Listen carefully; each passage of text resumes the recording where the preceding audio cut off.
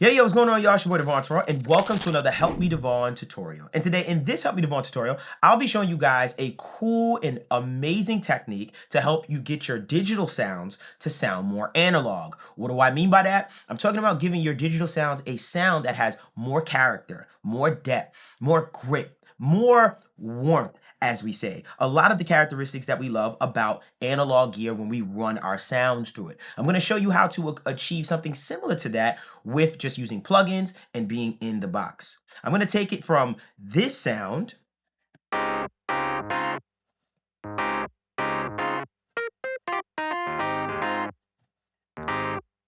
to this.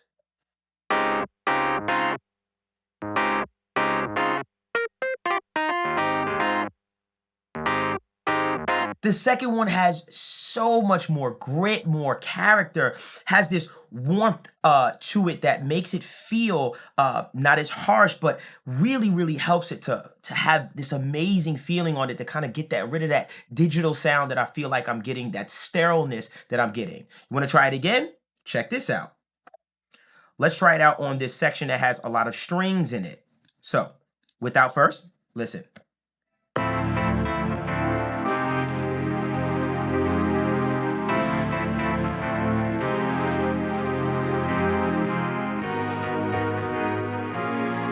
To this.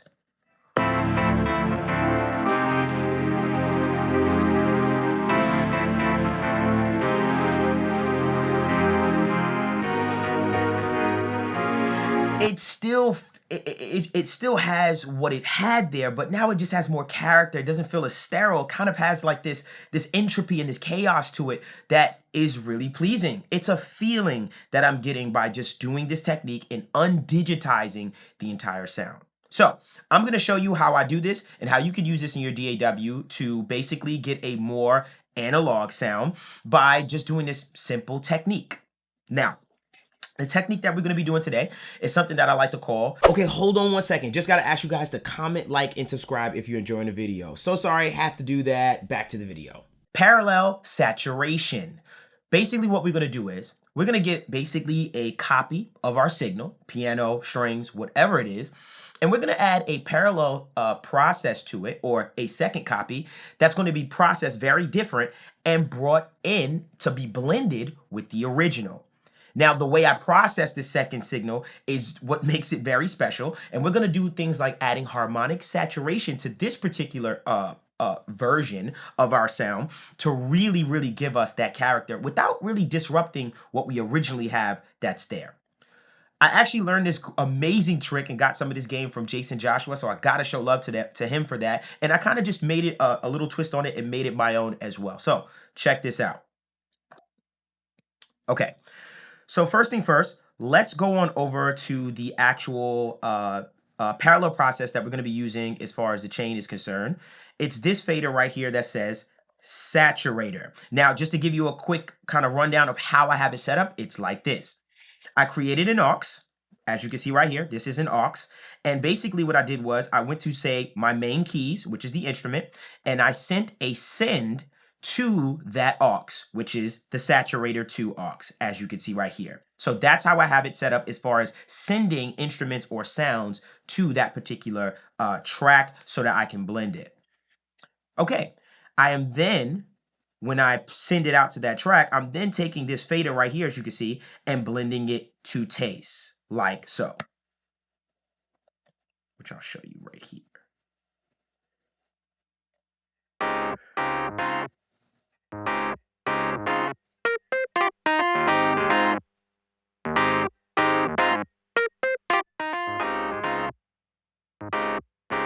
So that's basically how I'm applying the effect. Now, let's go on over to the actual track and see what I have on it so that you can get an idea and use this for yourself. Let's do it. Okay, so first and foremost, let's put this back where it was. And now let's just go down a line of the actual track that we're going to be using as far as that aux that has the copy of the audio signal. Okay, so the first thing on my chain is this plugin right here from SoundToys called Little Radiator. I like the sound of the Little Radiator as far as trying to accomplish a more analog, quote unquote, analog saturated sound. It's giving me some harmonics that are very pleasing, kind of warms the sound up a bit. I'm going to take all of my plugins off and I'll go down the line one by one. Let's take a listen to what that saturator is, as far as what this actual Little Radiator is doing to our sound that's being pushed into the other one.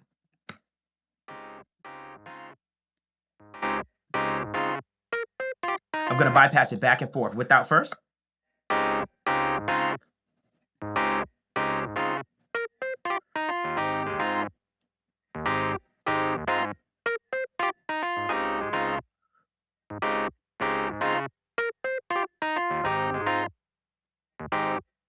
Now, don't get confused with the volume changing as far as it feeling a little bit lower in volume.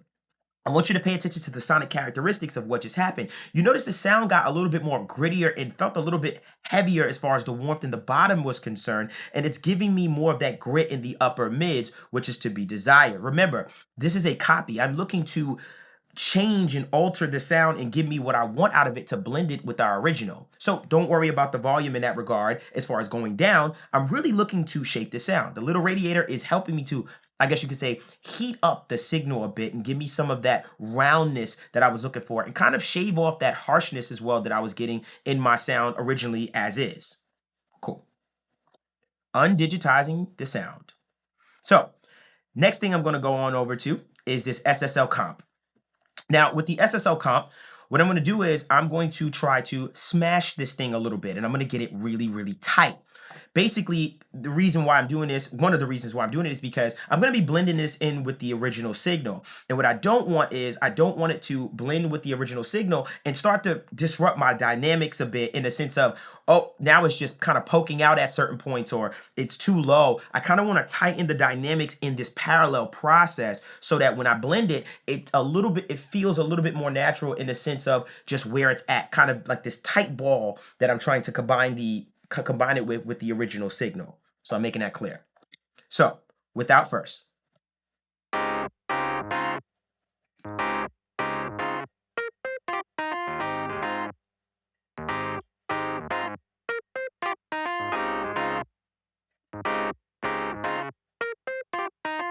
So it's really tight. I'm really just controlling those dynamics and I'm really just getting those loud parts quieter and those quiet parts just a little bit louder so that I have just a tighter dynamic sound when I'm making this ball of audio that's going to be blended in with the original. So just for that. Now my settings are per usual. It's a very fast release and a very, very slow attack. So I'm allowing still some of that transient information to cut through while also putting a fast release so that that transient could shape and just fall through as well. So just keep that in mind. Next thing I'm doing is adding some more harmonic saturation. This is my favorite harmonic saturator. My goodness, I can't tell you enough. Thank you to Jason Joshua for putting me onto this as well. I'm going to show you before and after without first.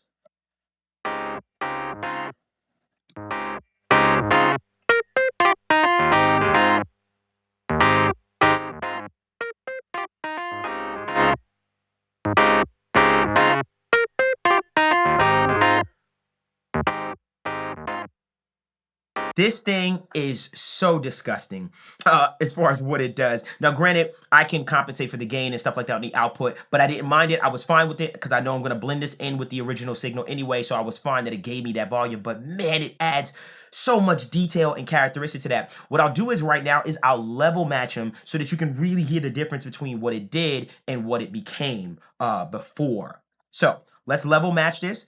I'm going to bypass it back and forth until I feel like they're at the same level, and then I'll let you hear it with it again. So without first, and then I'll just find the level where it feels like it's the same, just for the sake of this tutorial.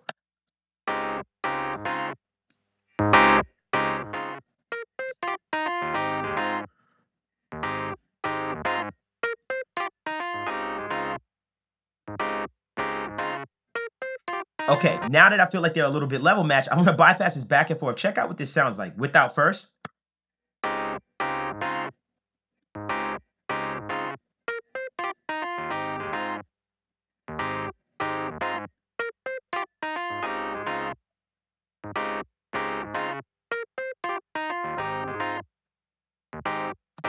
So it's a very, very subtle change in that regard. But what I hear is I can hear when those keys are playing as far as those single notes, you can feel that grit of the actual notes kind of pop out a little bit more. And it just gives it a little bit more oomph without adding voltage or dB or taking up headroom from us in that regard. So it's actually doing something and adding harmonic saturation and overtones to the sound, giving me a more fuller kind of sound, especially in that upper mid section. I notice it a lot, which is going to help cut through in that mix especially. Let's keep it going. Okay, so let's put our settings back. Next thing we're going to do is we're going to add some more harmonic saturation. And just to kind of give you an idea of what the last one did was, this is adding even order and odd order harmonics. I'll do a tutorial on that another time, but just know that that's basically the type of harmonics that we're adding is pentode, even order, and triode, odd order harmonics. So this saturator from Waves, I love this one as well, is doing pretty much the same thing. I'm adding even and odd order harmonics to my signal to beef it up, to give it more character. So without first, and I'll bypass back and forth.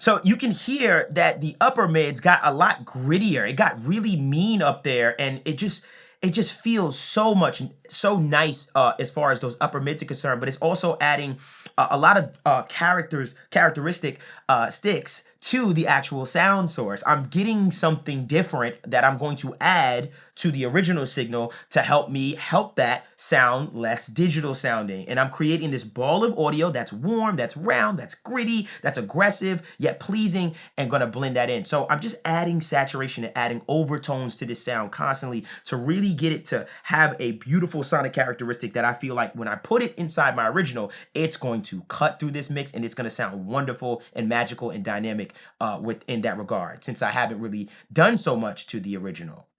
All right, we're almost there. Next thing I added was this NLS bus, and this NLS bus is adding harmonic saturation once again. I have the drive set to about a 3, and this is going to give me some more grit out of the sound. And also with this spike setting, I've always noticed that it adds a little bit of a stereo imaging that I like. It's very interesting. I could be very wrong, but my ears perceive it as it adds somewhat of something to the stereo image as in its totality. So without first.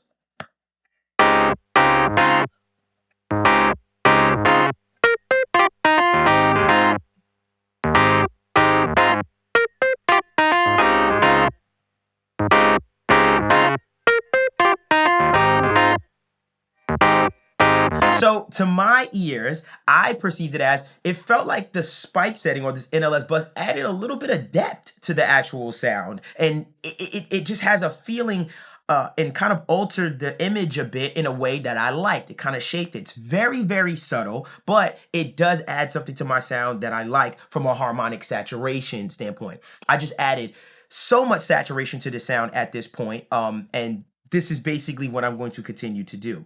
Now, the very last thing that I'm going to do on my saturator bus is I'm going to roll off some of that low end. Only reason I'm going to roll off the low end is because, honestly, you know, when it comes to my sounds and things like that nature, as far as my instruments, a lot of that stuff I want reserved for my instrument, for my bass. So I don't want to be adding so much harmonic saturation from that instrument into that particular frequency range at the bottom, because I know that that's going to compete a lot with my bass retaining to my kick and bass sound. So what I don't want to do is I don't want to use this in the sense of just adding so much harmonic saturation and bringing in that ball of audio and it just eats up a bunch of my low end. I want to keep that particular range unbothered and unchallenged and kind of pay attention more to where I'm hearing those harmonics as far as the upper section of the frequency spectrum. So that's what you see my roll off here for. So before and after.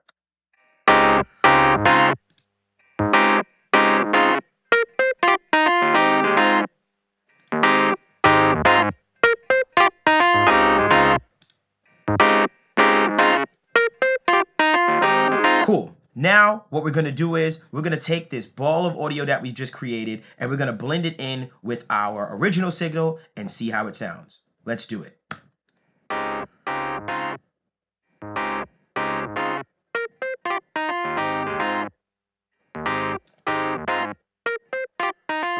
Now let's bypass it back and forth. Without first.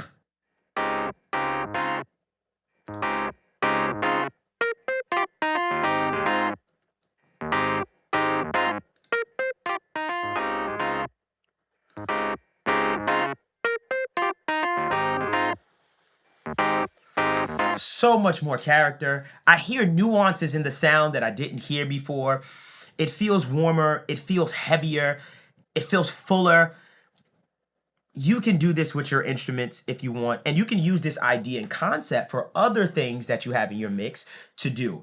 Parallel saturation can be one of the greatest tricks in your bag. And I just wanted to share it with you guys because it's something that I'm doing a lot in my mixes as of now to really give me something different or something more out of sounds that I've been working with. So I hope that that was helpful. That was my tutorial on basically how to make your digital sound more analog. Please make sure you comment, like, and subscribe. Also, make sure that you follow us at Help Me Devvon on Instagram. And also remember to check out the My Audio Nerds podcast every single Wednesday on all streaming platforms, including this channel at the time of this recording.